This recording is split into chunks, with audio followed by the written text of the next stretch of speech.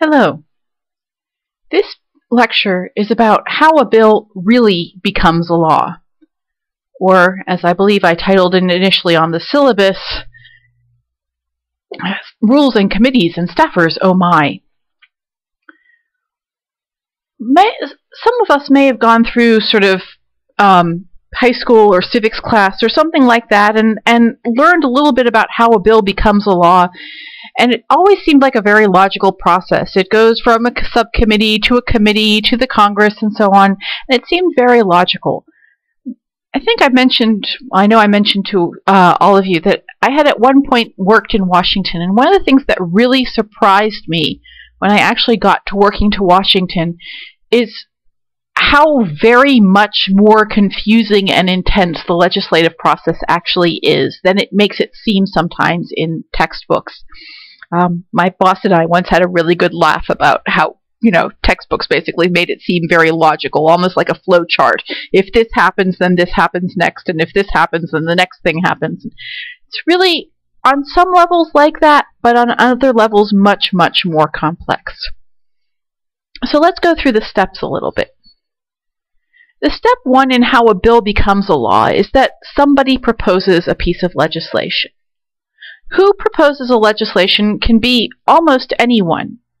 Some legislation comes from individual legislators. A congressman or a senator says, this is a really good idea. However, constituents, you or I, are also free to suggest bills. Or it may come from a party platform, or the president may suggest it. All of these are options.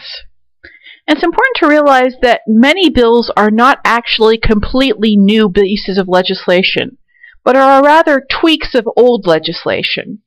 So there was a law that passed, say, 5 years ago, and suddenly a representative got a letter from one of his or her constituents that talked about how this particular law didn't seem to be working quite right for this and that reason.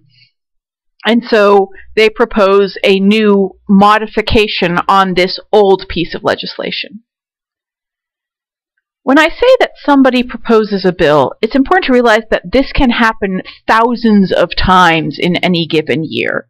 That the actual number of laws that is passed on any given session in Congress is actually a very small percentage of the number of bills that are proposed every year.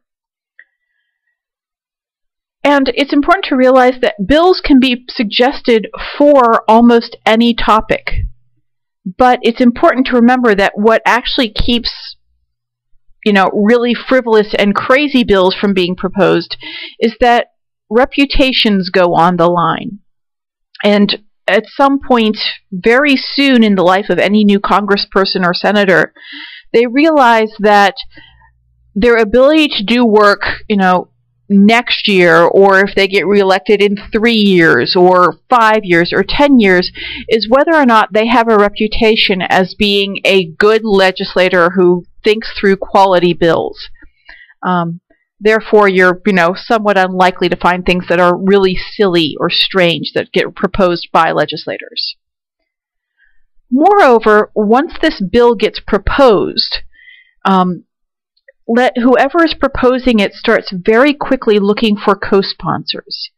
Other people in either the House or the Senate who would be willing to support this bill, who are willing to put their names behind it and say it's a good idea. And one of the things that I learned when I was working in Washington is that generally, by the time an actual bill, a piece of proposed legislation, even gets onto, a first reading, there's probably been at least weeks, if not months, of work that have gone on behind the scenes in which somebody makes a proposal, they run it by a couple of their colleagues in the Senate or the House who look it over and say, well, if I were going to co-sponsor it, it would need to include this, or I really can't co-sponsor it if it says that. And there's a lot of sort of deal making and planning that goes on behind the scenes to make even a first draft of legislation that will go. During this time, it's important to realize that other members of Congress may start proposing rival bills, and they will enter the same process. so that for any given issue, there may be as many as, well, I can remember one particular issue that easily had 20 different bills, all of which were at some level of the process. Because in Congress, one congressperson had proposed one bill, and another person had taken a look at that and said, well, I like this idea, but I don't like how it's being implemented, and I would raise a different set of taxes, or I would do something else for it. And then there might be someone who completely opposed the idea and so put in a different bill completely banning it, and so on. So it's important to, one of the things, like I said, that really surprised me was that it's not as simple as somebody has an idea to do something new and they create a bill. Usually it's somebody has an idea to do something new, they start finding other people who would support this new idea. Some of them go together and co-sponsor a bill together, and one or two of them think it's a good idea and will start a different bill, and it becomes very chaotic. When you start talking about the bill about issue X, there will probably be, as many, in some cases, at least 2 and, maybe 5 different bills about issue X, which is why people start talking about bills by number. Once a bill is proposed, it gets read, and once it's read once, it goes to a committee, and then from that committee it gets read and goes to a subcommittee. A subcommittee is a small group of legislators who deals with a very specific issue. And most of the debating and revising of any bill happens in subcommittee. Subcommittees eventually develop expertise, and their smaller numbers make it easier to get work done. So instead of having to try to debate and revise a bill that's in front of 435 people in all of Congress, or even 30 people that are in a given committee, a subcommittee may be 7 or 8 people with a variety of perspectives who can actually get work done, and tend to have an area that they focus on so they know what's going on.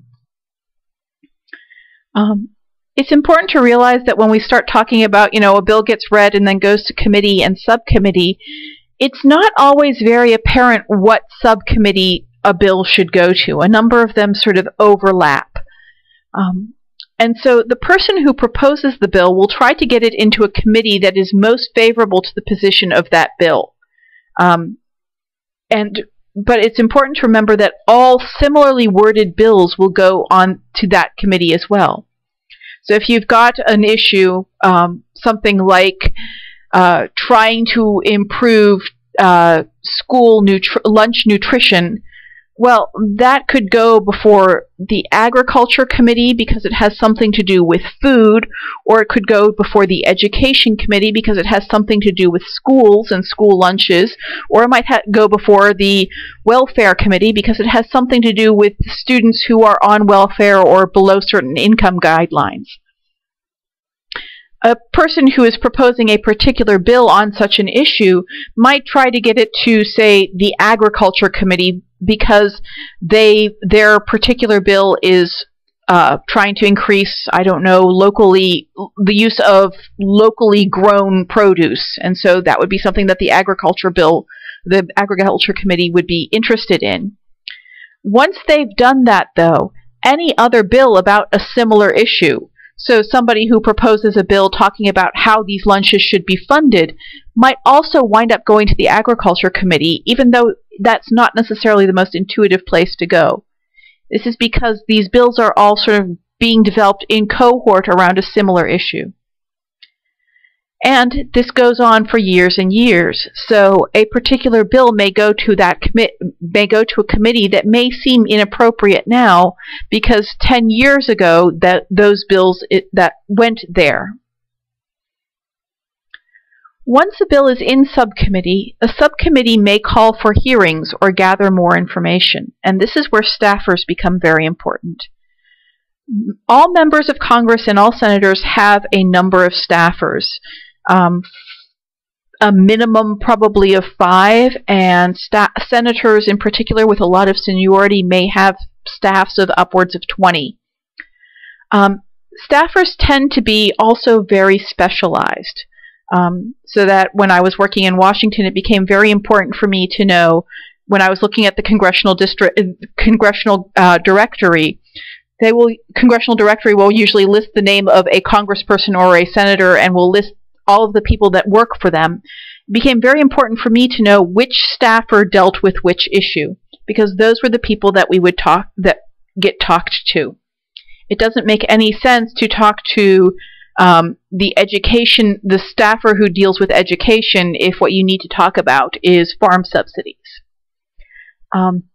Hearings also get called, which is when Congress or congressional subcommittees or Senate subcommittees ask for people to come and talk about how a particular bill or a particular piece of legislation might impact them. Eventually, out of all of the bills that get proposed on a particular issue, usually only one will be voted out of the subcommittee. Which means that the vast majority of others will stay in.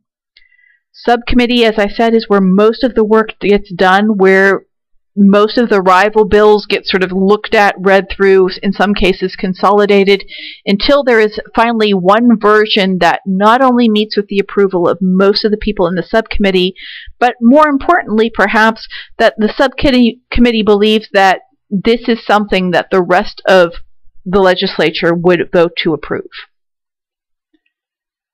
This is also, however, part of where most of the bills die. When I sort of said only a small percentage of the legislation that's actually proposed makes it all the way through Congress, most bills die in subcommittee. Once a bill passes subcommittee, it goes to the committee as a whole. And the committee as a whole is also able to revise. And again, in my experience, I've seen committees radically revise bills that came out of subcommittee. And if it passes the committee, a bill will go, depending on whether it's a Senate bill or a House bill. The bill will go directly to the floor of the Senate. The House bill will go to the Rules Committee. And the Rules Committee is a very special subset, or a very special committee, which exists only in the House. Most committees have sort of corollaries in the Senate and the House, so there's a House Agriculture Committee and a Senate Agriculture Committee, and so on. The Rules Committee exists only in the House, and it exists because of the sheer volume of bills and people in the House. Remember, the Senate is comparatively small, only 100 senators, so their ability to generate paperwork is much reduced. The House is 435 people, each of whom have their own pet projects and their own pet bills. And so the Rules Committee exists to decide when a bill will be introduced. People who are supporting a bill, who have written the bill, are going to try to convince the Rules Committee to make sure that the timing is right. People who are in support of a given piece of legislation are going to try to time the introduction of the bill to allow for as many supporters as possible to have had the opportunity to co-sign the bill, to read the bill, to sort of consult people about the bill. But they don't want to wait too long, because if you wait too long before you introduce a bill to the entire House, you'll start having the opportunity for opponents to get their acts together and to start mounting actual organized opposition. And it's important to realize that a bill may never get introduced. Even if it's passed committee, it may never make it past the Rules Committee, especially if there is strong lobbying against it in the party. So even if a bill has been introduced by a member of the House who is a Democrat and has passed through the subcommittee, which is controlled by, maybe it's 50-50 Democrats and Republicans, and it makes it through the regular committee, if there are strong, and in particularly legislatures with a lot of seniority, if they oppose this bill, it may never actually make it it may never make it past the Rules Committee to the whole House. The Rules Committee, moreover, decides the rules about how a bill will be introduced. And the most significant rule that it decides is whether or not a bill will be allowed to have amendments or not. This winds up being important because if you have to vote on a bill up or down, sometimes it's helpful to know whether or not you'll be able to tweak it or not. If there's a bill that has a certain amount of promise, but there's one or two things that may needed to be added or subtracted, amendments may make all the difference between that bill getting passed or not passed. On the other hand, if there's a bill that would wind up getting passed no matter what, lots of people want to make amendments to add on to that.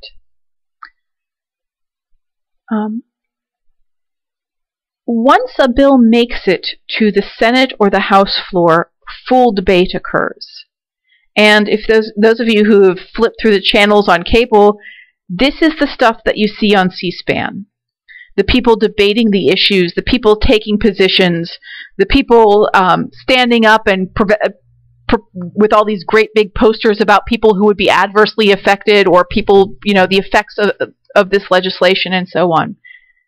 All the rules about time are also what you see on C-SPAN. This is all occurring on the floor. Regular subcommittee debate is not time limited the way this is. What you don't see, what's occurring behind the scenes during the full debate, are a whole lot of other things that may influence the outcome of that legislation. For example, during all this time, and actually probably from the moment things were introduced in subcommittee, but especially now, you'll see individuals lobbying, visiting individual senators and congresspeople to convince them to vote one way or the other about this legislation. You'll also see constituents lobbying, writing letters, calling, visiting, nowadays sending emails. In some cases with help from associations and groups that are encouraging them to write or support one way or another. You will also see senators and representatives lobbying each other on the merits of a bill in particular. One of the things that I saw a reasonable amount while I was in Washington was this thing called a Dear Colleague letter, in which the person who sponsored or wrote a bill would write basically a form letter to a number of other members of Congress, which started out Dear Colleague, and would then try to explain why this particular bill was worthy of their support, why it needed their vote. However, much as we'd like to believe that senators and representatives always lobby each other based on the merits of the bill, it's important to realize that there's also a certain amount of what we might call horse trading going on. Senators and representatives talking to each other and sort of saying, well, hey, if you vote for my bill, I'll vote for your bill. And there are times when that type of trading is particularly amenable to people, especially if they've got bills that they sort of need to pass for their own constituencies because they're important to the people back home, but might not be all that popular for the larger group. A lot of pork barrel bills, for better or for worse, come into this category. Finally, during all of this time behind the scenes, the political party may be lobbying on issues of party importance. So maybe the political parties, and we'll talk more about this in a couple of weeks, might be going and approaching their representatives and sort of saying, well, this may just look like a bill about a very small, school or something like that in a particular state, but you need to realize that what's at stake here is this larger issue that's important to us. During the time that the bill is on the floor, staffers of representatives continue to be incredibly important. Staffers are fully informed on all of the issues and may be more aware of what is in the little fine print on the 15th page of a bill than anyone else. And because staffers are sort of very specifically tasked to specific issues, they can often see and do more than an individual representative. Remember that while this bill is being introduced on the House or Senate floor, 100 other bills are also being introduced on the House or Senate floor. The representative or senator may be in other committees. Most senators and representatives serve on multiple committees.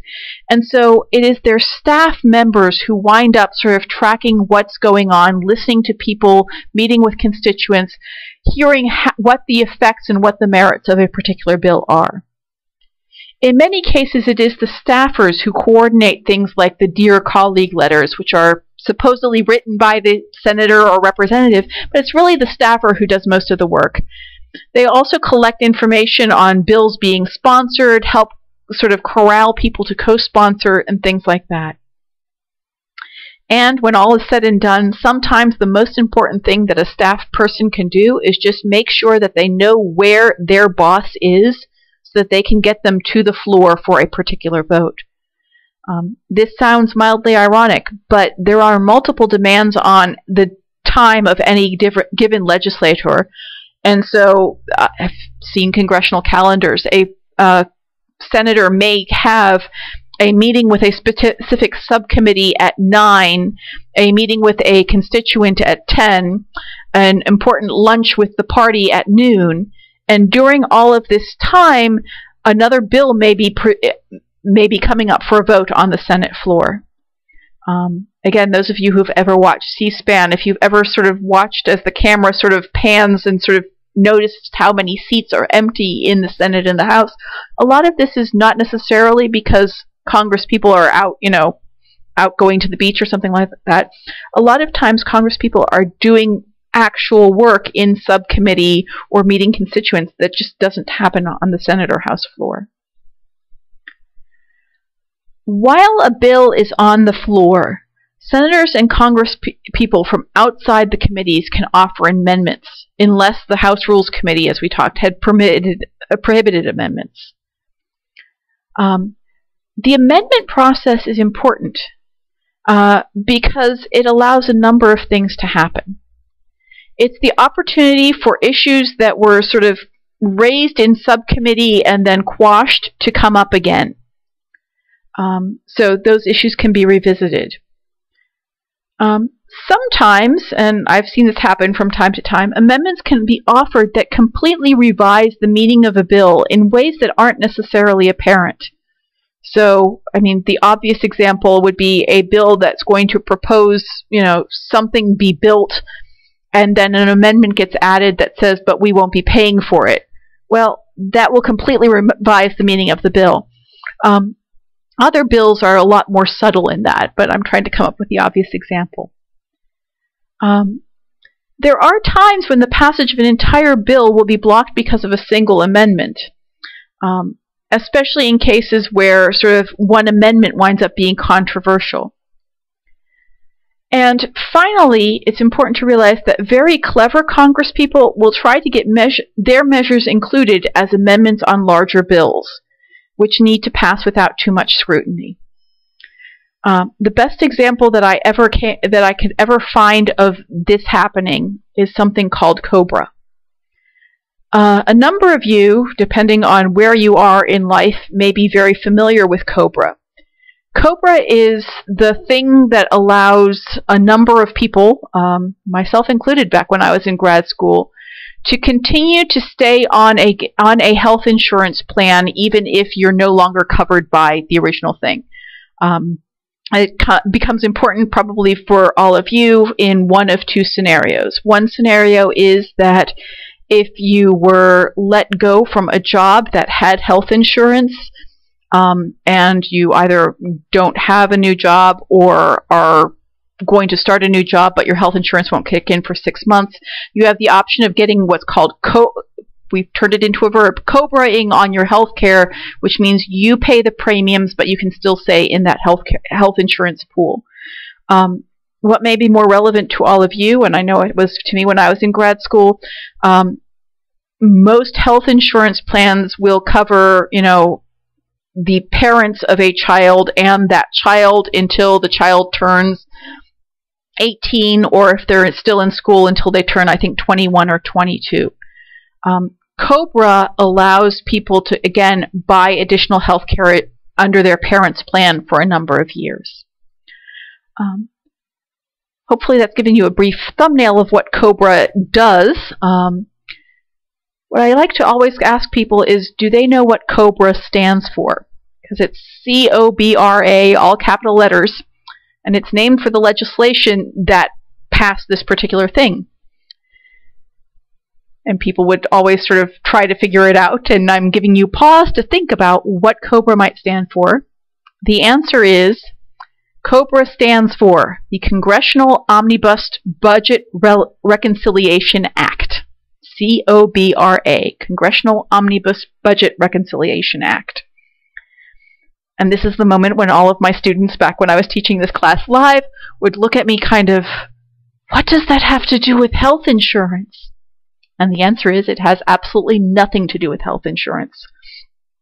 Cobra is the name of the bill that gets passed at the end of every legislative year to fund all of the things that the national government needs to fund.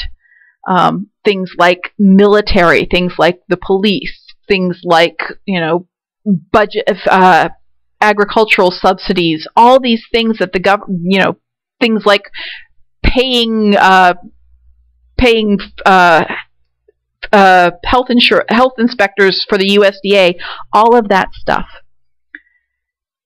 It is a bill that absolutely positively needs to pass. And so what happened was a number of legislators got together. They very much wanted to pass this thing that would extend health insurance for people who would otherwise get dropped off of policies. They thought that was very important. They also knew it was a little bit controversial. And so what they did was they proposed this health insurance continuation plan as an amendment to the budget bill, knowing that, first of all, the budget bill is huge and very few people would notice it, and secondly, that even people who noticed it would not want to delay passing the budget for too much longer while they debated this. Thus, we have Cobra, and as I said, probably hundreds of thousands of people at some point have benefited from getting insurance in situations that they wouldn't, all because of a budget bill. That's the amendment process. After all of the amendments have been discussed, added, subtracted, and so on, and everything, and all of the issues have been debated on the floor of the Senate or the House, a vote takes place. And once if that vote passes, hopefully a similar bill has also been passed in, if the bill came out of the House, hopefully a similar bill has passed in the Senate. If the bill passed in the Senate, hopefully a similar bill has passed in the House. If not, it has to go through that entire process again in the other half of the Congress. And if those two bills wind up not quite being similar, then they need to sort of be reconciled through a special committee of members of the House and members of the Senate. After all of that, the bill can go to the President. What I hope you've realized is how very much more complicated and intense and, in fact, confusing the legislative process can be. I mentioned in the earlier lecture that, one of the reasons we have representative democracy is that most people don't have the time to follow all of this for all of the various issues.